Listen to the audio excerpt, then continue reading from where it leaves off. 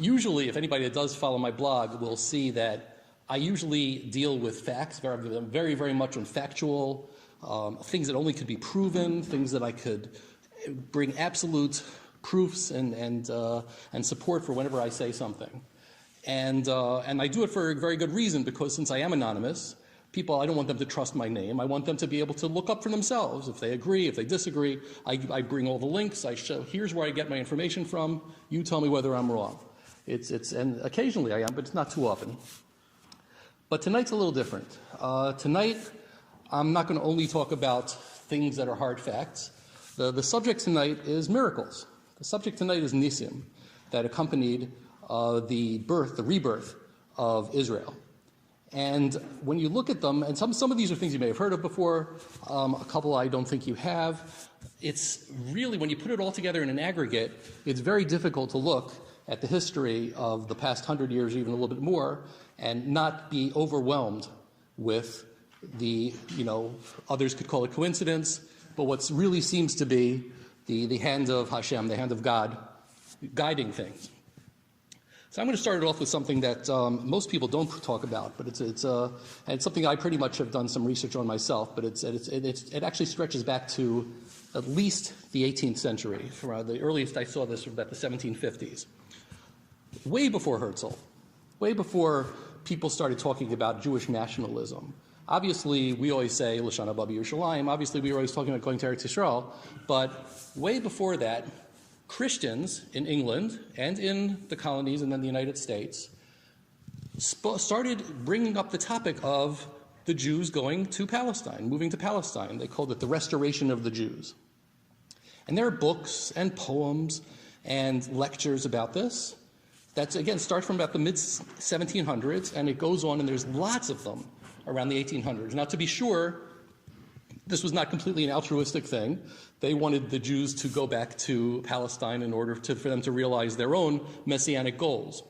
But nevertheless, there was an intense interest in the idea of Jews moving back to Palestine among the Christians. And again, I've only read the English language stuff, but among the Christians, certainly in Great Britain, as well as the United States. Even in 1819, John Adams, the second president of the United States, said, I really wish the Jews, again, would go back to Judea, an independent nation, once restored to an independent government and no longer persecuted. This is 1819. This is way before modern Zionism. And there's plenty others. As a matter of fact, George Bush's, the President George Bush's fifth cousin or something like that was also called George Bush. And he was also very big on this. By the way, he also wrote a Perush on the Chumash, which is pretty good for a Christian. But besides that's neither here nor there. But nevertheless, this was already, there were generations of Christians that were already getting used to the concept of what they called the restoration, or sometimes the restoration and the conversion of the Jews. There were a lot of Christian missionaries that went to Palestine to try to convert Jews, not very successfully. But even so, they would come back and write books about it, and there was intense interest in the media. In magazines as well as books about this.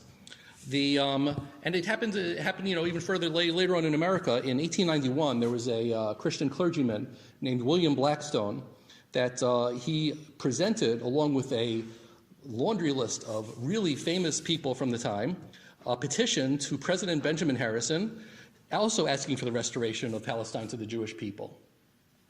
So again, this is all still before Herzl had his first Zionist Congress. So at the time that modern Zionism started, Christians were already fairly primed to the idea of Jews going back to Israel. And one has to wonder, if that hadn't happened, would Zionism have gone anywhere? The Jews are such a tiny percentage of the world. Even if they wanted to go back, they needed support. They needed political support. And the political support came, by and large, from Christians who had already heard about this idea and wanted this idea for their own reasons, again, not necessarily in confluence with ours, but they wanted this to happen. And I believe that this is really something that's not talked about too much, but it's something that helped lay the groundwork. And if it wouldn't have happened, I'm not so certain if all of the other seemingly coincidental events that happened afterwards would have occurred. In 1915, a little bit before the Balfour Declaration, the Home Secretary Herbert Samuel, who was Jewish in England, presented a plan to the parliament to create a Jewish home in Palestine. This is before the Balfour Declaration. This is 1915. The Balfour Declaration was 1917.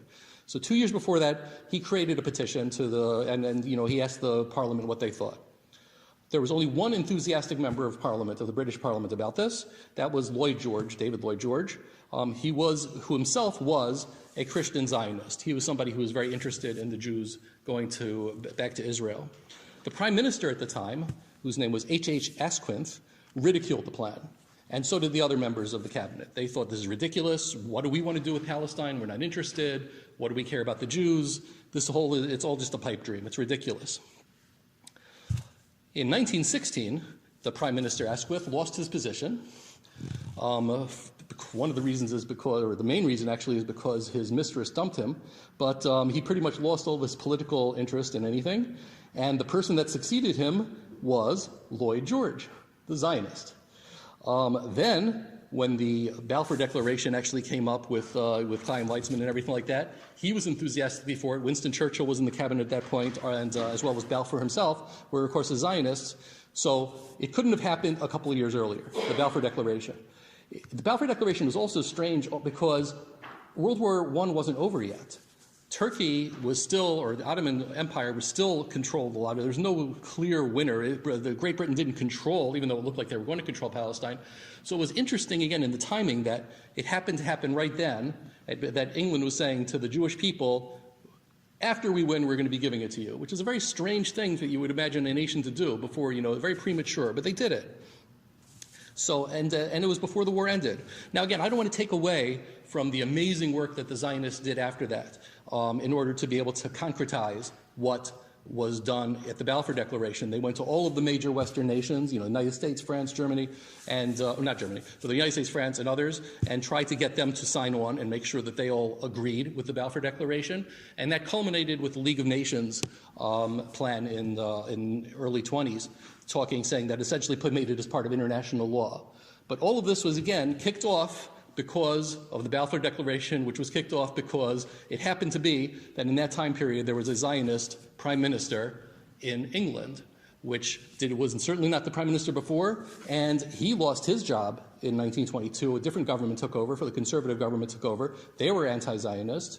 At that point, they were even considering, maybe we should just drop this entire plan altogether, but they felt they couldn't, first of all, because England would have looked bad, and secondly, because they already had the League of Nations. They had all of the nations of the world were already on that side. It would have not been good. And England also figured, okay, the Suez Canal, we have some interests over there.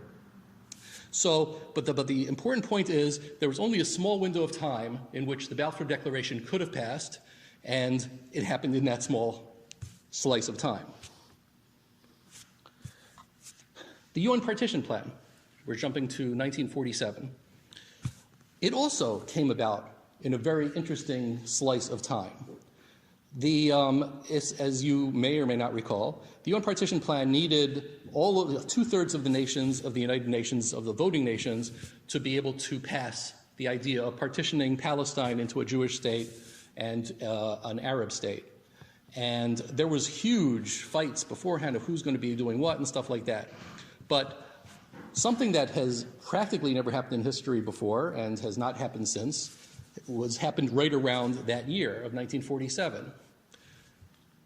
Joseph Stalin, the Soviet Union, was pro-Israel. He was anti-Semitic. He certainly was no fan of the Jews or anything like that. But for that year, for whatever reason, he felt that it would help his cause, his political cause. He was very much anti-Britain, and he thought, this is a way of sticking it to England if I would support this. He instructed Czechoslovakia in order to give arms to the Jews so that they can do it. And that ended like in August of 1948. So he just changed his mind at that point. But he brought all of the Eastern European bloc countries towards his position, saying, you're going to vote for the partition plan. And there was that pressure over there. The United States, Harry Truman was under a huge amount of pressure from the Zionists as well, but he didn't like this pressure. He complained about the pressure. It was not so clear that he was going to be doing this. Certainly the State Department was against it, and he was, and he himself was complaining about all the pressure that he was under. But nevertheless, he ended up going for it, and he ended up helping the Zionists bring on a lot of other countries to go into it, especially in Latin America and South America, to be able to go along with the plan. And this was all last minute. It was they delayed the vote by a couple of days. When they first did like an informal vote, they would not have gotten the 2/3, but by the time that the vote actually happened on November 27th, they did get the 2/3 vote. So again, just like with the Balfour Declaration, this could only have happened at that moment in time. From a political point of view, it could only happen then. It would not have happened a couple years beforehand, and it certainly wouldn't have happened a couple years afterwards. It's not even clear the United States would have gone for it a couple of years afterwards, because they were in, they started getting with the Cold War, they were getting interested, all these other things were happening, being altruistic and saying, coming up with a Jewish nation was not a top priority for the U.S. So Soviet Union, United States together agreeing to bring together the Jewish state. That is a fairly incredible thing that happened, and again, this is not something that could have happened at any other time. We're going to jump to the Six-Day War, and I'm sure many of you have heard a lot of these miracles, but 3 hours before the Israeli airstrike, the Egyptian intelligence actually issued a warning. They thought something was happening, and they said that there's something was going to begin very soon. But at the point, they said, and Egypt could have gotten their planes off the ground. They could have saved them. The message reached the command bunker in Cairo. The aide signed a copy, but nobody bothered to look for the commander to see anything was happening. That was one thing. On the same morning of the attack, there were Egyptians that were stationed at a radar station in northern Jordan, because they had an agreement with Jordan. They were sitting there, and they saw the aircraft coming, and they sent an urgent message to Egypt saying, there's an attack. But it happened to be that they used the encryption codes from the day before, that they didn't know that the encryption codes changed, and the message never got to the Egyptians either. And where was the Egyptians' the commander-in-chief? The night before, he and his top officers attended a party in an Air Force base in the northern Delta area. There was a belly dancer performing. And the next morning, he went to meet with an Iraqi delegation. There was nobody in command nearby that anybody could have done anything with. Israel had complete free reign to destroy the entire Egyptian Air Force on the ground, which they did, which is what made the war such a decisive victory for them. Again, coincidence? You could say that. Egyptian incompetence? You could say that also reasonably well. However, it does look, you add all of these things up, it is pretty amazing that all of this happened, and this is what caused, Israel to begin the victory, of course, and it went even beyond that, as far as the Judea and Samaria was concerned, that, Egypt started telling Jordan that, hey, we're winning, because they tend to exaggerate things, and Jordan decided to jump into the war, even though Israel warned them not to, and as a result, Israel ended up getting back Yerushalayim and all of the areas in Yehuda and Shomron. In 1973, and this is a little bit more difficult to speak about only because obviously the 1973 war, the Yom Kippur War, had a lot of losses for Israel. There were thousands of people were killed, tragically. But even within the tragedy, there were miracles, and it's hard to say that they weren't miracles. The Syrian tank force at the Golan Heights, they first of all had the height advantage, but they had 1,400 tanks. 600 of them were top-of-the-line Soviet T-62s.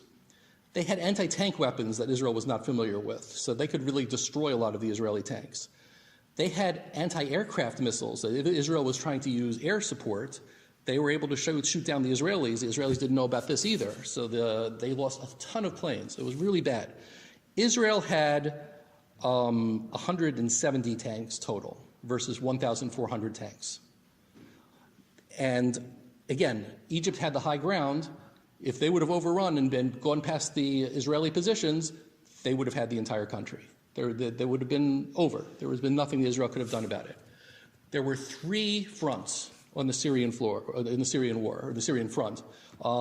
There was a northern, a central, and a southern one.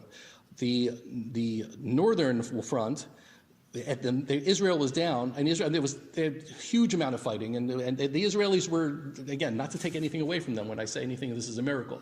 The Israelis performed unbelievably valiantly. They would, again, there was no intelligence, there was no Air Force, aerial surveillance, so each side was sort of blind as far as what the other side was doing. So Syria didn't know that Israel had as few tanks as it really did. And the Israelis would tend to shoot from a tank, move the tank quickly across, and then shoot from the same tank, and it would look like there were multiple tanks. And the Syrians were like counting it that way. So the Syrians had the impression that there were far more Israeli tanks than there really were. But by October 9th, Israel was down to 6 tanks in the north. And this is the 7th Armored Brigade. And again, the Syrians didn't know there were only 6 tanks left, but they saw, that Syria was trying to break through the lines, but Israel was down to practically nothing. Israel got a very small reinforcement of 15 tanks. The Syrians saw the 15 tanks come, they thought it was the beginning of a huge reinforcement, and they ran away. That's the north. In the south, in the southern Golan, there was also a huge disparity in number of tanks they had. There was 600 Syrian tanks, and there was a Barak brigade with just 12 tanks that was trying to step them. They did everything they could. They put in a minefield. They tried to do everything with artillery fire. But again, in a couple of days, they were down to practically nothing. They actually became down to literally nothing. The commander himself was killed. There was nothing left to stop the Syrians from coming and overriding it. The Syrians, for reasons nobody understands, paused. They waited. For whatever reason, they just stopped their advance. There was nothing to stop them. They stopped their advance, and it was just enough time for Israel to get some reinforcements back and be able to block that. And finally, there's another one which is less known, which is the middle front, which was the reason people don't know about it is because it was reservists from the 9th Brigade, and reservists don't tend to talk about their war exploits because they're not professional soldiers. They just wanted to go back to work. But again, under incredible odds, it was, I believe, again, according to the story, like 600 tanks against 40 extremely old World War II era tanks that Israel had. And again, down to nothing. And at one point, there was literally only 9 tanks left on the Israeli side. And for whatever foolhardy or brilliant reason, however you want to put it, they decided to directly attack the Egyptians, which had a huge amount of ammunition and artillery and everything. 6 tanks. 6 tanks went from behind, and 3 of the tanks were covering them. And as soon as they saw how big the Syrian force was, they wanted to retreat, and they said, nope, it's too late, we're in it. So they started shooting everything they had at the Egyptians. They hit some ammunition dumps. The Syrians, sorry. They hit the ammunition dumps. Huge amounts of fire came up. The Syrians started panicking. They didn't know what was going on. The Israelis literally ran out of ammunition, so they couldn't quite finish the job, but in the morning, Syrians are all gone. So it's just like, it's incredible, these things that happened. So it's tough, but it's tough to realize, but it's really hard to look at this stuff and not believe, again, that there were miracles that were going on over here. And this is all the stuff I'm saying is like verified facts. I mean, you hear stories that people say, oh, the Syrians saw angels. I don't know if any of that's true. You can hear a lot of these stories, but I'm talking about stuff that's, this is from military sources is what I'm getting this stuff from. The next example I want to bring is the 1991 Gulf War, which I always thought was fairly amazing because Israel always had a doctrine of we're defending ourselves. We don't want anybody to do our job for us. If somebody attacks us, it's our responsibility. We're going after them. As you may recall, United States, Iraq had invaded Kuwait. The United States said this is no good. We're getting together a coalition of nations, and the UN approved it and everything. We're going to go in to the first Gulf War to stop Saddam Hussein in Iraq. Saddam Hussein said, you attack me, I attack Israel. There's a logic of the anti-Semitic logic is right there. There's no real logic, but that's anti-Semitism for you. I'm going to shoot my missiles to Israel. It was widely assumed, and it was actually true, that Saddam Hussein had chemical weapons as well as biological weapons. Israel was like, we want to defend ourselves. If we're getting attacked, we want to defend ourselves. President Bush was saying, listen, you can't. We'll defend you. We'll give you these Patriot missiles, anti-missile missiles. We're going to give that to protect you. We'll take care of the Scud missiles from Iraq as best as we can. And Shamir wasn't thrilled with this at all, and even during the war there were some certain times that Israel scrambled the planes ready to go, but in the end Israel was pretty much saying, okay, we're going to sit here and see what happens, which is again very much against Israeli DNA to even think about such a thing. And so all that the Israelis had at this point was prayer when it comes down to it. They had nothing they could do to defend themselves. They had these Patriot missiles, which were really untested, and in retrospect, they were very ineffective. They really did not do much. As again, you know, 42 Scud missiles were shot from Iraq to Israel. 39 landed in Israel. Many of them, about half of them, landed in populated areas in Tel Aviv and Haifa. And out of all of those missiles, there were, I believe, 2 direct Israeli deaths from the missiles. According to, I saw a study that was comparing their payload with the V1 and V2 payloads against London in World War II. And even taking other things into effect, because Israel did have an alarm, which was a good thing. The United States said, as soon as we see a missile, we'll let you know. So Israel did have an early warning system, which was important. But even so, you would have expected, a few deaths per Scud. Moreover, Israel didn't know whether the weapons were going to be chemical, biological, or ballistic. If they're ballistic weapons, the best place to be is in the basement of your house. If they're chemical weapons, the best place to be is the top floor of your house. The worst place to be, if it's ballistic weapons, is the top floor of your house, because the chemicals actually go down. But ballistic weapons, obviously, they're going to hit the top floor before they hit the basement. So Israel didn't, so they decided, we're going to take a chance that this is going to be chemical weapons. We want everybody to build sealed rooms in their top floors. And of course, Israel distributed gas masks to protect everybody. As we know, the weapons that were shot were all ballistic. There were cases where the rockets hit basements where people would have been in, but the people were upstairs. There were cases where it hit gas stations and it failed to explode. There were there's so many individual miracles that happened during this time. And again, the stories just go on and on. And afterwards, we found out that Saddam Hussein did have chemical weapons and he had biological weapons. He had 50 Scuds that were already equipped with chemical warheads, 25 Scuds that were already equipped with biological weapon warheads. These are weapons of mass destruction. He had instructed his people, hey, only if things get really, really bad, that's what I'm keeping in my back pocket. We'll only shoot that as a last resort. And for whatever reason, it never happened. And the thing that happened that was amazing was a month later, again, not amazing, there's a tragedy, it happened a month later, but a single Scud missile hit U.S. Army barracks in Saudi Arabia, and it killed 28 soldiers and 110 injuries. One Scud hitting the U.S. base in Saudi Arabia. That's how powerful the Scud missiles were. And in Israel, they did not directly kill anything close to that number of people. To be sure, there were other people that were killed from heart attacks and from asphyxiation from putting on the thing. So it was still a tragedy. There were still bad things that happened, but nevertheless, there were miracles that happened, serious miracles that happened during the 1991 Gulf War. And finally, we're going to jump to today, and a couple of things. One is, and I'll just go through this briefly, I would argue that Benjamin Netanyahu himself is sort of a miracle. The miracle may be that there's been no real opposition to him, that any serious opposition to him in Israel. Netanyahu, first of all, is a brilliant person, but what I think is most important about him is he's a strategist. He has a clear idea of how Israel should fit into the world and how Israel can fit, how things could happen, and he thinks long term. Most politicians only think in terms of getting to the next election. And Netanyahu, and you could read his books, you could see he thinks in terms of, what he could do in order to keep Israel safe for the next century, not just the next, couple of years.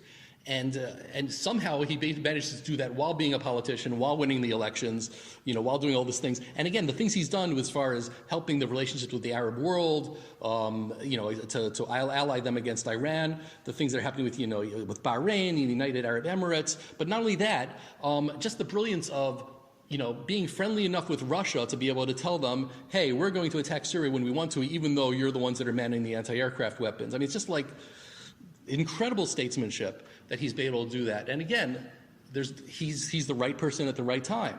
This is something that would not have, you could not have really thought about it any other time, and he was the person that's needed, in my opinion, right now.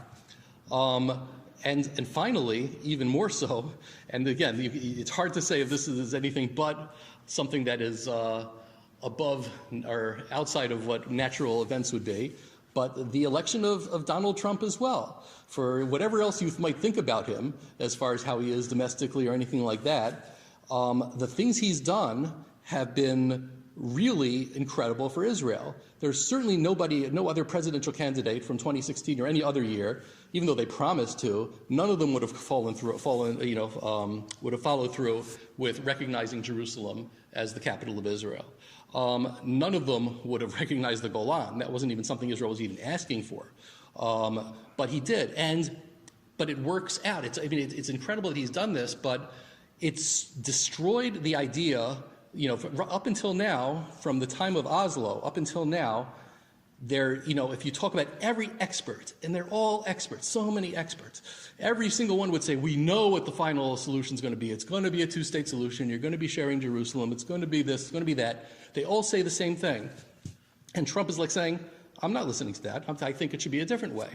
And there are follow-on effects from that. It's not that the United States is not isolated for the stuff it's doing. There are other states that have followed and are moving the embassy to Jerusalem. There's something that people didn't see reported that happened only a couple weeks ago that I think is like really a Trump effect. Israel and Lebanon have obviously are still very much at odds with each other, especially those southern Lebanon with Hezbollah. And they have a border dispute. They have lots of border disputes. Even though Israel withdrew behind the blue line that the UN said, and the UN certified that Israel withdrew from Lebanon, but Hezbollah still says, there's still border disputes here and there. Besides that border dispute, there's another one that's possibly more important, which is a maritime border dispute. Where exactly the border is and what angle it is going out to sea. This is important because if you're doing gas exploration or oil exploration out to sea, you have to know what the world is going to recognize as being your natural resources and what it's going to recognize as somebody else's. And Lebanon has refused. Israel has tried to go to mediation. Israel's tried to say, let's go to let's figure it out. Let's just figure out whether, let's come out with something so we can know that we can do our exploration over here without having to worry about somewhere down the line losing this oil and gas. And Lebanon was always saying, no, no, no. And then a couple of weeks ago, Lebanon, out of the blue, Israel's like most implacable enemy outside of Syria, and Iran, obviously. But out of the blue, they just said, you know what, let's negotiate. Let's go to the UN. Let's negotiate this. And the way I think about it is the only reason they did that is because, not too long before that, Donald Trump said, I'm saying that Golan is Israel's. They're afraid that Trump's going to do the same thing with the maritime border. They're afraid that Trump's going to say, you know what, I'm sick of this thing. Here's what it's going to be. And it's hard for people to say no to the United States. I think they just said, you know what, let's get what we can while we can. And so this is like there's a Trump effect that comes about because of the way he is, which is very unusual. Obviously, his election is unusual to begin with. His personality is unusual to begin with. But again, looking in terms of miracles, it's certainly something you have to think about is, why exactly things have been set up the way they are. So in summation, is coincidence, are miracles nowadays found in coincidences? I would argue yes. If you look at Megillus Esther, the book of Esther, everything there seems to be natural. Everything there seems to have happened from political reasons and psychological reasons, but obviously, we read it and we study it to learn exactly how Hashem does do things for us in a hidden way, which is what Esther means itself, or herself, the name. So this is happening, and it's been happening since way before 1948, and it's happening today. And I think it's, especially now on Yom HaAtzmaut, it is a reasonable and a good thing for us to actually look back at all of these things and read the history and read these stories and see all of the things that happened behind the miracle of Israel.